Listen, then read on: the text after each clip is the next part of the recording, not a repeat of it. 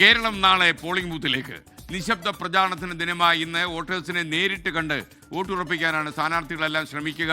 സംസ്ഥാന ഭരണത്തിൽ ഹാട്രിക് എന്ന ചരിത്ര നേട്ടം കൈയടക്കാൻ വേണ്ടി LDF ശ്രമിക്കുന്നു.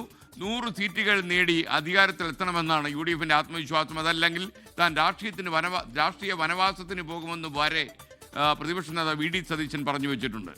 വിവിധ മണ്ഡലങ്ങളിൽ അക്കൗണ്ടുകൾ തുറക്കാൻ കഴിയുമെന്ന പ്രതീക്ഷ NDAയ്ക്കുമുണ്ട്. പോളിംഗ് സാമഗ്രികളുടെ വിതരണം അല്പസമയത്തിനകം ആരംഭിക്കുമെന്നാണ് നമുക്ക് ലഭിക്കുന്ന വിവരം. നമ്മുടെ 24-ൻ്റെ ആർമി ഗ്രൗണ്ടിൽ സജീവമാണ്. പ്രിയപ്പെട്ട പ്രേക്ഷകരെ, തെരഞ്ഞെടുപ്പ് പ്രഖ്യാപനം വന്നത് മുതൽ, ഈ കോഡ് ഓഫ് കോണ്ടക്ട് നിലവിൽ വന്നത് മുതൽ നമ്മുടെ ഈ ആർമി ഗ്രൗണ്ടിൽ വളരെ സജീവമാണ്.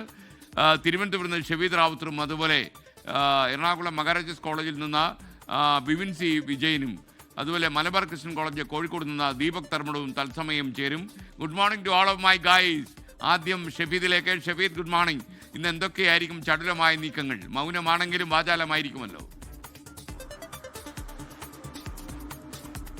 ഉറപ്പായിട്ടും മൗനമാണെങ്കിലും തിരഞ്ഞെടുപ്പ് കാലത്തിൽ അത് വാചാലമാകുമെന്നുള്ള കാര്യത്തിൽ തർക്കമില്ല. കാരണം 25 ദിവസം നീണ്ട പരസ്യ പ്രചരണം, അതല്ലെങ്കിൽ ഈ പലതരത്തിലുള്ള പൊതുയോഗങ്ങൾ പ്രചരണം, അതിനുശേഷം ഇന്നൊരു ദിവസമാണ് നിശബ്ദ പ്രചരണത്തിനുള്ളത്. ആ നിശബ്ദ പ്രചരണം പരമാവധി വീടുകൾ കയറി വോട്ടുകൾ തങ്ങളുടെ പക്കലാക്കുക എന്നുള്ളതായിരിക്കും പ്രധാനപ്പെട്ട രാഷ്ട്രീയ പാർട്ടികൾ ഇതുമായി ബന്ധപ്പെട്ട് ശ്രമിക്കുക. മാത്രമല്ല, ഈ ദിവസങ്ങളിലൊക്കെ നമ്മൾ സംസ്ഥാനത്ത് ചർച്ചയായിട്ടുള്ള വിവാദങ്ങൾ നമ്മൾ കേട്ടതാണ്. ഡീൽ വിവാദം, അതേപോലെ വയനാട് ദുരിതാശ്വാസ നിധി അല്ലെങ്കിൽ വയനാട് പുനരധിവാസവുമായി ബന്ധപ്പെട്ട പലതരത്തിൽ ഉയർന്നു കേട്ടിട്ടുള്ള വിവാദങ്ങൾ, ഏറ്റവും ഒടുവിൽ SDPIയുമായിട്ടുള്ള പിന്തുണ, അതടക്കമുള്ള മുഴുവൻ കാര്യങ്ങളും ഇന്നലെ, അതായത് അവസാന ലാപ്പിൽ 2 സംസ്ഥാന മുഖ്യമന്ത്രിമാർ തമ്മിൽ നേരിട്ട് ഏറ്റുമുട്ടുന്നതടക്കം, വാക്കുകൾ കൊണ്ട് നേരിട്ട് ഏറ്റുമുട്ടുന്നതടക്കം നമ്മൾ കണ്ടതാണ്. അത്രത്തോളം ചടുലമായിരുന്നു ഇത്തവണത്തെ നിയമസഭാ തെരഞ്ഞെടുപ്പ് രാഷ്ട്രീയ കളം എന്നുള്ള കാര്യത്തിൽ തർക്കമില്ല. മാത്രവുമല്ല, ഈ നിയമസഭാ തെരഞ്ഞെടുപ്പ് നിർണായകമാണെന്ന് 3 മുന്നണികൾക്കും അറിയാം. LDFനെ സംബന്ധിച്ച് അവർക്ക് 3ാം സർക്കാർ എന്നുള്ള കാര്യത്തിലേക്ക് എത്തുമ്പോൾ സർക്കാരിന്റെ ഭരണ നേട്ടവും വികസന കാര്യങ്ങളും അനുകൂലമായി മാറുമെന്നുള്ള പ്രതീക്ഷയാണ് LDFനെ സംബന്ധിച്ചിട്ടുള്ളത്. UDFനെ സംബന്ധിച്ചിട്ടുള്ളതാണെങ്കിൽ ഭരണവിരുദ്ധ വികാരം അലയടിക്കുന്നു എന്നുള്ള പ്രതീതി അവർ ഇതിനോടകം തന്നെ രാഷ്ട്രീയ ചർച്ചയാക്കിയിട്ടുണ്ട്. അതിനൊക്കെ അപ്പുറത്തേക്ക് ഇതിനോടകം അവർ ഉയർത്തിക്കാട്ടിയിട്ടുള്ള പല ആരോപണങ്ങളുമുണ്ട്.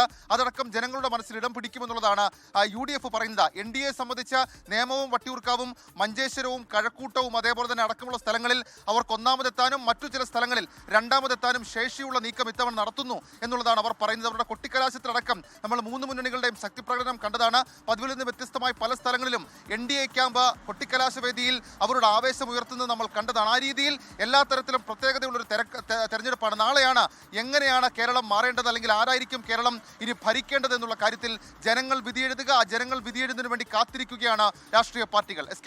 ഓക്കെ, ഷെഫീദ് റാവുത്തറാണ് വിവരങ്ങൾ നൽകിയത്. ഇനി കൊച്ചിയിലേക്ക്. എറണാകുളം മഹാരാജാസ് കോളേജിൽ ബിവിൻ സി വിജയനുണ്ട്. ബിവിൻ സി വിജയൻ, വിവരങ്ങൾ. Good morning. Good morning SK. ഇന്ന് നിശബ്ദ പ്രചാരണം, ഒപ്പം തന്നെ ഒരു മഹായുദ്ധം അതിന്റെ പരിസമാപ്തിയിലേക്ക് എത്തുകയാണ്. രാഷ്ട്രീയമായി നമ്മൾ ഇന്നലെ തന്നെ കണ്ടതാണ്. ആ വീറും വാശി നിറഞ്ഞ ഒരു കൊട്ടിക്കലാശം, അത് അത്രയും ഗംഭീരമായി തന്നെ എല്ലാ 3 മുന്നണികളും ഒരുപോലെ തന്നെ നടത്തിയിരിക്കുന്നു. ഒപ്പം എടുത്തു പറയേണ്ടത് പോളിംഗ് സാമഗ്രികളുടെ വിതരണമാണ് ഇന്നത്തെ ഏറ്റവും എടുത്തു പറയേണ്ട ഒരു കാര്യമുള്ളത്. അതിപ്പോൾ മഹാരാജാസ് കോളേജിൽ, കൊച്ചിയിലെ തൃക്കാക്കര മണ്ഡലത്തിന്റെ പോളിംഗ് സാമഗ്രികളുടെ വിതരണത്തിന്റെ കാഴ്ചയാണ്. ഇത് 8 മണിയോട് കൂടി ആരംഭിക്കും. അതിലേക്കുള്ള ക്യൂ ആണ്, ഉദ്യോഗസ്ഥരുടെ ക്യൂ ആണ് ഈ കാണുന്നത്. 3449 ഉദ്യോഗസ്ഥരാണ് ഇപ്രാവശ്യം ഈ പോളിംഗ് സ്റ്റേഷനുകളിലേക്കായിട്ട് ഉണ്ടാവുക. 14 മണ്ഡലങ്ങളിലേക്കായി 14 കേന്ദ്രങ്ങൾ എന്നുള്ള നിലയിലാണ് ഈ പോളിംഗ് സാമഗ്രികളുടെ വിതരണം ഇവിടെ നിന്നും 8 മണിയോടുകൂടി ആരംഭിക്കുക. ഏകദേശം 15,000-ഓളം ഉദ്യോഗസ്ഥരാണ് ഇപ്രാവശ്യം വിനിയോഗിച്ചിട്ടുള്ളത്. 14 പോളിംഗ് ബൂത്തുകൾ പൂർണ്ണമായിട്ടും വനിതകൾ നിയന്ത്രിക്കും എന്നുള്ളതും ഇപ്രാവശ്യം എടുത്തു പറയേണ്ടതാണ്. അങ്ങനെ കൃത്യമായിട്ടുള്ള കർശന നിയന്ത്രണങ്ങൾ വരുന്നു, മറ്റ് എല്ലാ വിധത്തിലുള്ള ഒരുക്കങ്ങളും പൂർത്തിയാകുന്നു എന്നുള്ളത് തന്നെയാണ് കാഴ്ച. ഇവർക്ക് ഇവിടെ വന്നിട്ടുള്ള ഉദ്യോഗസ്ഥർക്ക് തിരിച്ച് അവരുടെ ഈ പോളിംഗ് സാമഗ്രികൾ എടുത്തതിന് ശേഷം തിരിച്ചു പോകുന്നതിന് വേണ്ടി KSRTC പ്രത്യേക സർവീസ് ഒരുക്കിയിട്ടുണ്ട്. ഏകദേശം ഉച്ചയോടുകൂടി ഈ പോളിംഗ് സ്റ്റേഷനുകളിലേക്ക് VVPAT, ഒപ്പം തന്നെ വോട്ടിംഗ് യന്ത്രങ്ങൾ, മറ്റ് രേഖകൾ ഇവയെല്ലാം തന്നെ എത്തിക്കുക എന്നുള്ള നിർദ്ദേശമാണ് നൽകിയിരിക്കുന്നത്. ഇങ്ങനെ ഓരോ 14 കേന്ദ്രങ്ങളിലായി ഇപ്പോൾ പോളിംഗ് സാമഗ്രികൾ നൽകുന്നതും അതിൻ്റെ ഹെൽപ്പ് ഡെസ്കുകൾ, ഇവർക്ക് ഏതെങ്കിലും രീതിയിലുള്ള സംശയങ്ങൾ ഉണ്ടെങ്കിൽ അത് തീർക്കുന്നതിന് വേണ്ടിയിട്ടുള്ള സഹായങ്ങൾ തുടങ്ങിയിട്ടുള്ള സംവിധാനങ്ങൾ എല്ലാം ഒരുക്കിയിരിക്കുന്നു. ഇപ്പോൾ തൃക്കാക്കര മണ്ഡലത്തിൻ്റെ പോളിംഗ് സാമഗ്രികൾ വിതരണം ചെയ്യുന്ന കാര്യങ്ങളാണ് ഇപ്പോൾ ഇവിടെ നടന്നുകൊണ്ടിരിക്കുന്നത്. പിന്നീട് മറ്റൊന്ന് പറയാനുള്ളത് മധ്യ കേരളത്തെ സംബന്ധിച്ചാണ്. അത് രാഷ്ട്രീയ ചിത്രം കൂടുതൽ വ്യക്തമാകുമ്പോൾ ഈ 2 മുന്നണികളെ സംബന്ധിച്ചും അവർക്ക് ഭരണം പിടിക്കുക എന്നുണ്ടെങ്കിൽ ഈ മധ്യ കേരളത്തിൽ ഏകദേശം ഒരു 50 സീറ്റുകളാണുള്ളത്. അത് തൃശ്ശൂർ മുതൽ നമുക്ക് ആലപ്പുഴ വരെ നോക്കുകയാണെങ്കിൽ ഒരു 50 സീറ്റുകളാണുള്ളത്. ഈ 50 സീറ്റുകളിൽ ഏറ്റവും കൂടുതൽ സീറ്റുകൾ ആർക്ക് എന്നുള്ളത് തന്നെയായിരിക്കും ഈ ഒരു വിധി നിർണ്ണയിക്കുക. അതിൽ ഇപ്പോൾ 2021 കണക്ക് നോക്കുകയാണെങ്കിൽ ഏകദേശം 35ഓളം സീറ്റുകൾ അത് LDFനൊപ്പം നിന്നു. ഇപ്രാവശ്യം അത് പിടിച്ചെടുക്കുക, ഏകദേശം ഒരു 30 സീറ്റോളം പിടിച്ചെടുക്കുക എന്നുള്ളതാണ് UDF ലക്ഷ്യമിടുന്നത്. കഴിഞ്ഞ പ്രാവശ്യം അത് 15 ചുരുങ്ങിയിരുന്നു. അതിൽ ഏറ്റവും പ്രതീക്ഷ അർപ്പിക്കുന്നത് എറണാകുളം തന്നെയാണ്. എറണാകുളത്ത് 14 നിയോജക മണ്ഡലങ്ങളാണുള്ളത്. അതിൽ 9 കഴിഞ്ഞ പ്രാവശ്യം UDF-നൊപ്പം നിന്നത്. അതിപ്രാവശ്യം ഒരു 12 അല്ലെങ്കിൽ ഏറ്റവും വലിയ ഒരു ബൂം ഉണ്ടാവുകയാണെങ്കിൽ 14 സീറ്റുകളും വരെ നേടാം എന്നുള്ളതാണ് UDF-ന്റെ ഒരു കണക്ക് കൂട്ടലുള്ളത്. പക്ഷേ LDF-നെ സംബന്ധിച്ച് ഈ 35 സീറ്റുകൾ കഴിഞ്ഞ തവണ നേടിയെന്നുണ്ടെങ്കിൽ അതിൽ നിന്ന് ഒരു 7 സീറ്റുകളൊക്കെ കുറഞ്ഞാൽ പോലും വലിയ ഒരു തകർച്ച ഉണ്ടാവുകയില്ല. അതുകൊണ്ട് തന്നെ മധ്യ കേരളത്തിൽ പിടിച്ചു നിൽക്കാം എന്നുള്ളതാണ് അവർ പ്രതീക്ഷിക്കുന്ന ഏറ്റവും പ്രധാന ഘടകം. BJP-യെ സംബന്ധിച്ച് അവർ തൃശ്ശൂരാണ് ഇപ്പോൾ ഏറ്റവും കൂടുതൽ ലക്ഷ്യം വെക്കുന്നത്.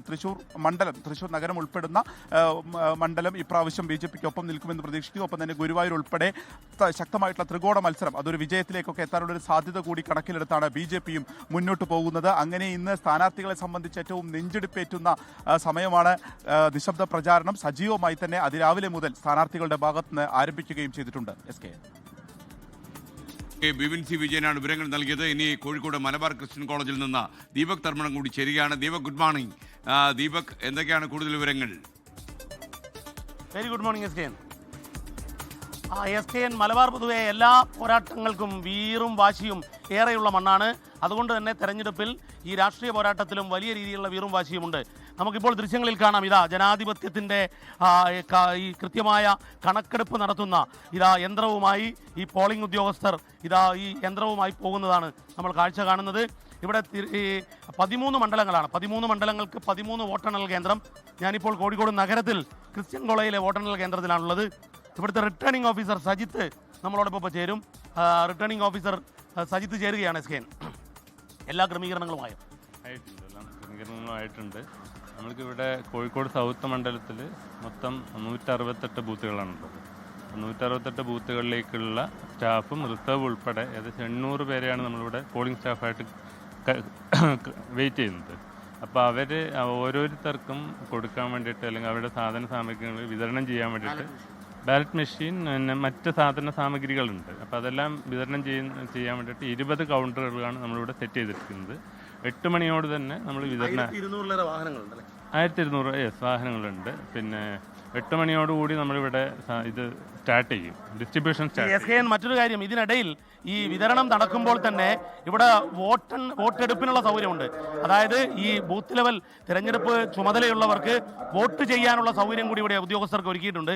ഇപ്പം വോട്ട് ചെയ്യാനുള്ള സൗകര്യം കൂടി ഉണ്ടല്ലോ, അതേക്കുറിച്ചൊന്ന് പറഞ്ഞു. അത് വോട്ടേഴ്സ് ഫെസിലിറ്റേഷൻ സെൻറ്റർ എന്നാണ് പറയുക. അതായത് ഈ മണ്ഡലത്തിൽ പോളിംഗ് ഡ്യൂട്ടി എടുക്കുന്നവർ സ്വാഭാവികമായിട്ടും മറ്റ് മണ്ഡലത്തിലെ വോട്ടർമാരായിരിക്കും. അപ്പോൾ അവർക്ക് നമ്മൾ already ballot paper, postal ballot issue ചെയ്തിട്ടുണ്ട്. അപ്പോൾ അത് ഉപയോഗിച്ചിട്ട് അവർക്ക് വോട്ട് ചെയ്യാൻ ഇവിടെ 7 വോട്ടേഴ്സ് ഫെസിലിറ്റേഷൻ സെന്ററുകൾ സ്ഥാപിച്ചിട്ടുണ്ട്. ഇതാണ് ഇവിടെ വോട്ടെടുപ്പ് സാമഗ്രികളുടെ വിതരണം നടക്കും. അതിനൊപ്പം തന്നെ വോട്ട് ചെയ്യാനുള്ള സൗകര്യം കൂടി ചെയ്യുകയാണ്. വിപുലമായ ക്രമീകരണമാണ്. ഇതാ ജനാധിപത്യത്തിന്റെ ഉത്സവം. 20 കൗണ്ടറാണ്. നമുക്ക് ദൃശ്യങ്ങളിൽ നമുക്കിതൊന്ന് കുറച്ചുകൂടി ഒന്ന് അടുത്തേക്ക് പോയി കഴിഞ്ഞാൽ ഈ ജനാധിപത്യത്തിന്റെ പോളിംഗ് മെറ്റീരിയൽ കിറ്റാണിത്. പോളിംഗ് മെറ്റീരിയൽ കിറ്റുകൾ ഇവിടെ തയ്യാറായി വെച്ചിട്ടുണ്ട്.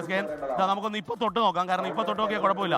ഇപ്പോൾ ഇതിൽ ബാക്കി എല്ലാ സാധനങ്ങൾ, ഈ ബാലറ്റ് മെഷീൻ ഒഴിച്ചുള്ള ബാക്കി ആക്സറീസ് എല്ലാം തന്നെ ഈ ഇലക്ഷൻ കമ്മീഷന്റെ ഒരു കിറ്റാണ്. നമ്മുടെ ക്യാമറാമാൻ മുനീഫ് ഒന്ന് ക്ലോസ് ആക്കി കാണിച്ചാൽ കാണാം. ഇതിൽ പോളിംഗ് മെറ്റീരിയൽ എന്ന് പറഞ്ഞുകൊണ്ടുള്ള ഈ സഞ്ചിയിലാണ് എല്ലാം നൽകുന്നത്. ഇതിൻ്റെ കൂടെ ബാലറ്റ് മെഷീൻ കൂടി, നമ്മളെ ജനാധിപത്യം സംരക്ഷിക്കുന്ന ആ ബാലറ്റ് മെഷീൻ കൂടി നൽകും. അങ്ങനെയാണ് ഈ തെരഞ്ഞെടുപ്പ് പ്രക്രിയയിലേക്ക് കടക്കുന്നത്, ജനാധിപത്യത്തിൻ്റെ ഉത്സവത്തിലേക്ക് കടക്കുന്നത്. ഇന്ന് യഥാർത്ഥത്തിൽ ജനാധിപത്യ ഉത്സവത്തിൻ്റെ കൊടിയേറ്റമാണ്, കൊട്ടിക്കലാശം കഴിഞ്ഞുള്ള കൊടിയേറ്റമാണ് ഈ തെരഞ്ഞെടുപ്പ് പ്രക്രിയയിൽ എന്ന് നമുക്ക് പറയാൻ സാധിക്കും. SKN.